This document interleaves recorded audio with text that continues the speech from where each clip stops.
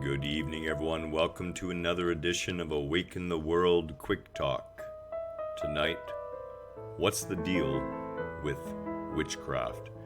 It, of course, is Sunday Eve, 7:20 p.m. Pacific Standard Time, and you are here live on the Awaken the World YouTube channel. Hello. Terry's here. Hello, Terry. How are you this evening? Good woo-woo evening. Yeah, hey? You rode your Nimbus over, did you? Yeah, whenever we walk by a bunch of brooms in the store, I literally have to pull Kelly away from them. It's pretty funny. And Susan as well. How are you, Susan? Nice to see you. So you'll have to forgive me. I've been abnormally tired today. It's the pills, and we've had a really busy week. So I'm didn't really sleep this afternoon.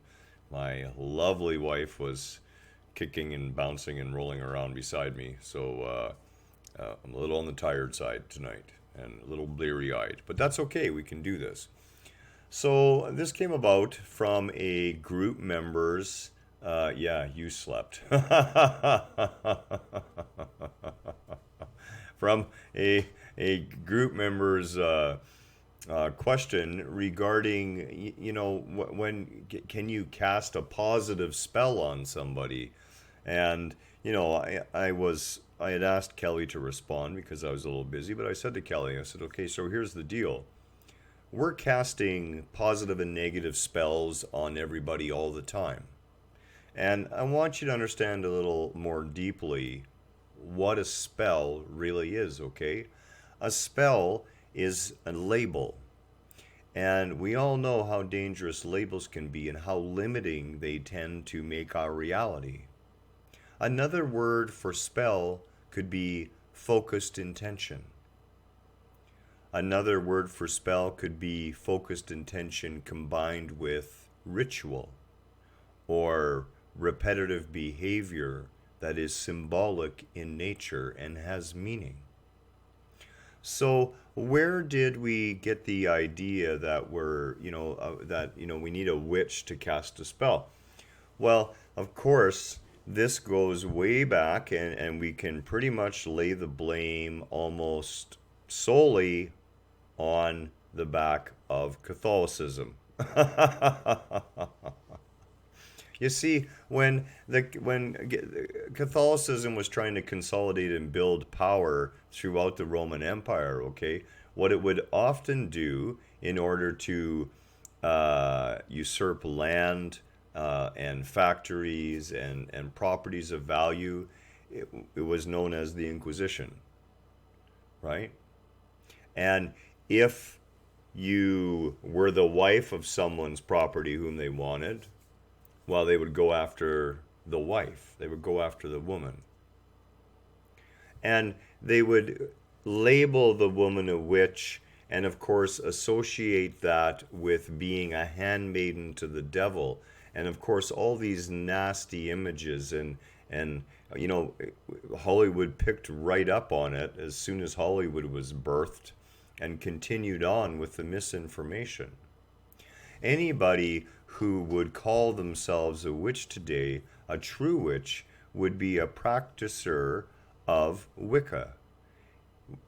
It is very much a Gaia-based, Mother Earth-based philosophy.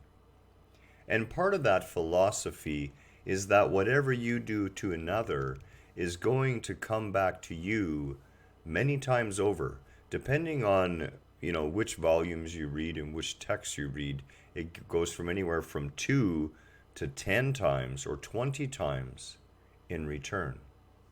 Now, we can look at this and see it similarly as what's in the Bible. Do unto others as you would have done unto you.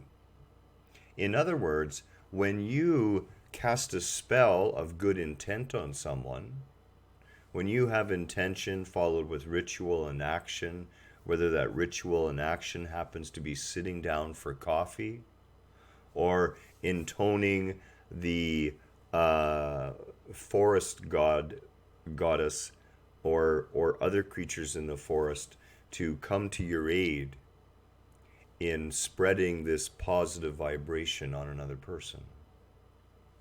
So there really is no such thing as placing a negative spell on somebody. Now we have to be careful with that. You can place no spell on another person that will force them to act against their will. But you can certainly convince them through very nefarious means and other means and supplant their will.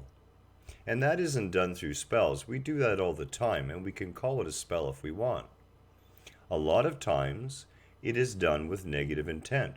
We intentionally wish to place a negative vibration on someone else. We're angry at them, perhaps. They have harmed us in some way. We feel slighted or wronged, and we wish them harm. And when we do that, who's the one who generates the negative vibration and attempts to place it on the other? We do. We suffer first and foremost when we attempt to use our intentions to cast a spell that would do harm upon another. That harm is already happening to us in the act of doing it. When we act from the place of our highest selves, when we are intending only the best and we have pure intent, whatever we are doing will rely on the degree of attention and ceremony that we bring to it. This attention and ceremony is no different than sitting in a pew or kneeling on a bench or meditating.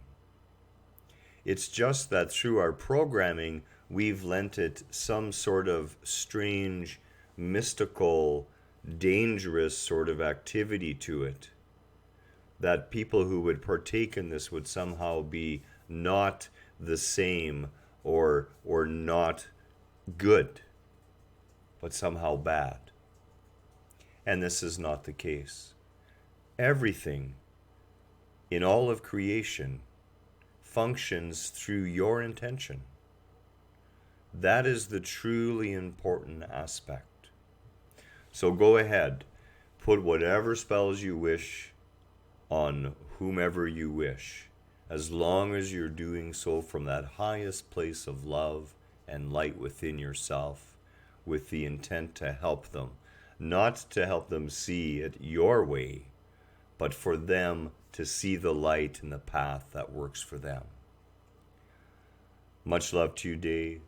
Namaste from both Kelly and myself. We look so forward to seeing you again next week. Oh, and look, Cindy just made it. Cindy, you're going to have to do the replay. We're just getting off. Again, namaste to you all. Have a wonderful, wonderful night.